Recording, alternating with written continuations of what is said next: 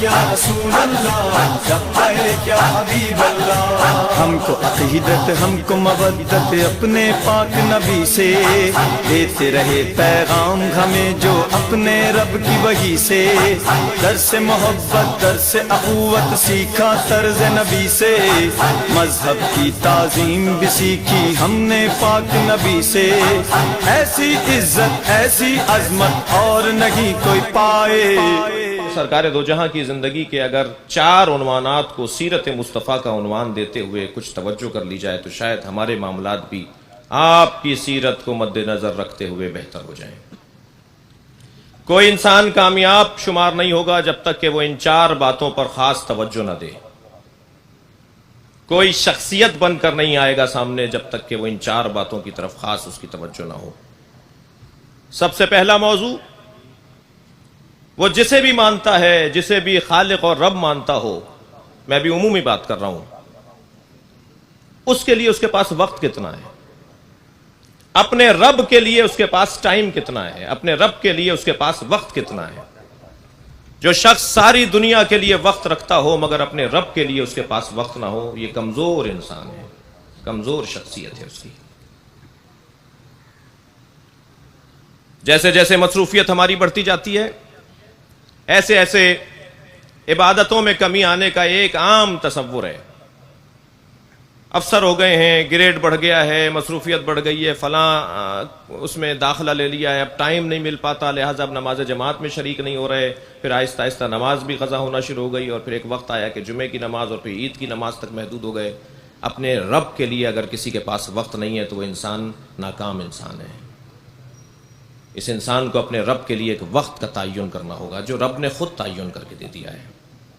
سرکار کی زندگی میں یہ پہلو اتنا غالب ہے، ساری دنیا سے اللہ کہتا ہے مصلوں پر آؤ، عبادت کرو، آؤ میرے آگے سجدہ کرو، اور اپنے حبیب سے کہتا ہے قم اللیل الا قلیلا، تم بستر پہ چلے جاؤ، تم بہت عبادت کرتے ہو، تمہارے پیروں پہ ورم آ جاتا ہے، تم ساری رات کھڑے رہتے ہو، تم مسلسل میری عبادت میں مصروف رہتے ہو۔ سرکار کی زندگی کا یہ غالب پہلو ہے۔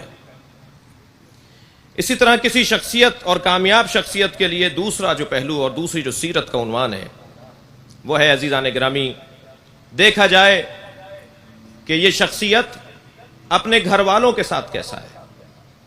یہ اہم ترین، معروف ترین، مشہور ترین وجود اپنے گھر والوں کے ساتھ کیسا ہے۔ بہت سارے لوگ آپ نے دیکھے ہوں گے کہ سارے جہان کے لیے تو اچھے ہوتے ہیں مگر گھر والوں کے لیے ان کا اخلاق اچھا نہیں ہوتا۔ یہ انسان ناکام ہے، یہ انسان جھوٹ بول رہا ہے، یہ لوگوں کو دھوکہ دے رہا ہے، یہ فریب دے رہا ہے، یہ سب کے لیے اچھا ہے مگر اپنی زوجہ کے لیے، اپنی بچیوں کے لیے، اپنے بچوں کے لیے، اپنے بہن بھائیوں کے لیے اچھا نہیں ہے۔ اس لیے کہ جو سفر تربیت اور سفر تہذیب اپنی ذات سے شروع کر کے اپنے گھر تک لے آئے اور اپنے گھر سے شروع لیتا ہوا معاشرے تک لے کر آئے، وہ انسان کامیاب ہے۔ الٹا چلنے والا معاشرے کے لیے سب سے اچھا ہے، گھر والوں کے لیے برا ہے، پھر اپنے لیے تو اس کے پاس وقت ہی نہیں ہے، وہ انسان ناکام انسان ہے۔ کامیاب ترین انسان وہ ہے کہ جو اپنی تہذیب نفس کے بعد کا مرحلہ طے کرے، یعنی تنظیم منزل کو محسوس کرے۔ بہت سارے لوگ گھروں میں داخل ہوتے ہیں تو ایک مرتبہ سانپ سونگھ جاتا ہے، اس لیے کہ ابا گھر میں آ گئے ہیں۔ بچے پریشان ہوتے ہیں کہ اگر کوئی ہم نے اونچی آواز میں بات کر لی تو ایک مرتبہ ان کا ایک چپتا ہوا جملہ اور ڈانٹ ڈپٹ شروع ہو جائے گی۔ خوف ہراس پھیل جاتا ہے کہ والد گھر میں آ گئے ہیں، فلاں گھر کا فرد گھر میں آ گیا ہے۔ نہیں، یہ کامیاب انسان نہیں ہے۔ یہ کتنا ہی بڑا ڈاکٹر ہو، یہ کتنا ہی بڑا انجینئر ہو، کتنا ہی بڑی علامہ اور کتنا ہی بڑی مولانا ہو، یہ انسان کامیاب انسان نہیں ہے، جو گھر والوں کے لیے اچھا نہیں ہے۔ اور ان رشتوں میں بھی جو سب سے قریبی رشتہ ہے وہ زوجہ کا رشتہ ہے۔ لہذا ایک صحابی پیغمبر کا واقعہ ہے کہ جب ان کی رحلت ہوئی تو سرکار دو جہاں نے نالین اپنے پیروں میں نہیں لیں، گریا بھی فرمایا ان کے جنازے پر، فرمایا 70,000 فرشتے ان کے جنازے میں شریک ہیں، لیکن جب ان کو دفنا دیا گیا تو فرمانے لگے دعا کرو، اس پہ فشار قبر ہو رہا ہے۔ تو پوچھنے والوں نے پوچھا یا رسول اللہ، اتنا بڑا آدمی جس کے جنازے میں آپ ایسے شریک ہوں اس کے اوپر بھی فشار قبر ہے؟ فرمانے لگے اپنی زوجہ سے اس کا اخلاق اچھا نہیں تھا، اپنے گھر والوں کے ساتھ اس کا تناؤ بڑھ تھا، اس کا اخلاق اچھا نہیں تھا۔ اگر گھر والوں کے ساتھ معاملات اچھے نہ ہوں، اخلاقی انداز اچھا نہ ہو تو عزیزان گرامی بہت سے معاملات خراب ہو جائیں گے، آخرت میں خرابیاں ہو جائیں گی۔ مرنے کے بعد کے معاملات خراب ہو جائیں گے. تو معلوم یہ ہوا کہ کامیاب انسان کا ایک عنوان یہ ہے کہ اس کے گھر والوں کے ساتھ اس کا اخلاق اچھا ہو، اور سرکار کی سیرت میں یہ پہلو بھی غالب ہے.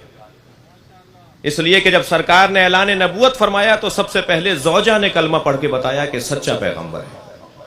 گھر والوں نے پہلے تائید کی ہے کہ سچے پیغمبر ہیں، اقرار کیا ہے کہ آپ کی عظمت ایسی ہی ہے جیسی وہ بیان کر رہے ہیں کہ میں رسول ہوں، میں خاتم ہوں، میں اللہ کی جانب سے نمائندہ ہوں. یہ دوسرا پہلو ہے سیرت کا. سرکار کی سیرت کا تیسرا پہلو یہ ہے کہ دیکھا جائے وہ اپنے دشمنوں کے ساتھ کیسے تھے. دوستوں کے ساتھ دوست ہونا بہرحال کارنامہ ہے، اس کے لیے بھی جگر چاہیے، بہت سارے لوگ تو یہ بھی نہیں کر پاتے. لیکن اس سے بڑا کارنامہ ہے دشمنوں کے ساتھ اچھا ہونا. دشمن کے ساتھ دشمن کا انداز اپنانا یہ کوئی بڑے آدمی کی علامت نہیں ہے. مثلا اگر آپ کے بدن کو کوئی تکلیف پہنچا رہا ہو اور آپ بھی اس کے بدن کو تکلیف پہنچا رہے ہو تو یہ کوئی اچھی بات نہیں ہے. بڑے بن کے دکھاؤ. عظیم انسان کی علامت یہ نہیں ہے. بقول کسی بزرگ عارف کے کہ بہترین انتقام یہ ہے کہ انتقام نہ لیا جائے. یہ انداز اپناؤ.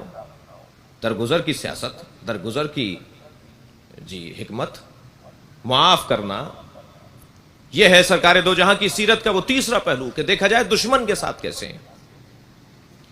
ویسے بھی عزیزان گرامی یہ جو پاکستان میں ہمارے ساتھ ہو رہا ہے، یعنی سنی شیعہ سب کے ساتھ ہو رہا ہے، اس پاکستانی کے ساتھ ہو رہا ہے، اس ملک کے بسنے والے کے ساتھ جو زیادتیاں ہو رہی ہیں، وہ ہمارے دشمن کا جو انداز ہے اس میں ہمیں کچھ اپنے رویوں کو کچھ اور کرنا ہوگا، کچھ بہتر کرنا ہوگا. اسی سیرت کے عنوان سے کچھ نقطہ حاصل کرنا ہوگا.